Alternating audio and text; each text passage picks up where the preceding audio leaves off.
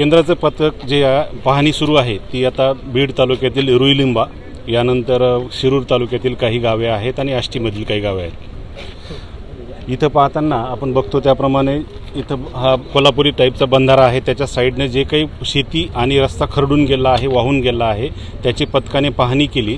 समोर जाऊन एक विहीर आहे जी पूर्णतः ढासळली, नष्ट झाली, त्याची या पथकाने पाहणी केली. संपूर्ण परिसरात कशा प्रकारे नुकसान झालं याची पथकाने माहिती पण घेतलेली आहे.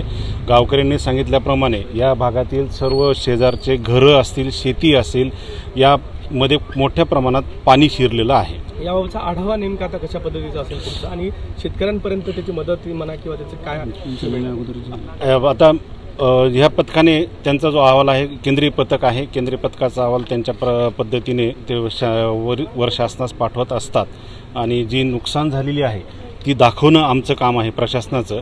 आम्ही जमीन कशा प्रकारे खरडून गेल्या, शेतकऱ्यांचा कसा लॉस झालेला आहे, या सर्व गोष्टी आम्ही सांगितलेल्या आहेत. या पथकामध्ये नेमका किती अधिकाऱ्यांचा समावेश आहे? बीड जिल्ह्यासाठी 2 वरिष्ठ अधिकारी इथं आलेले होते.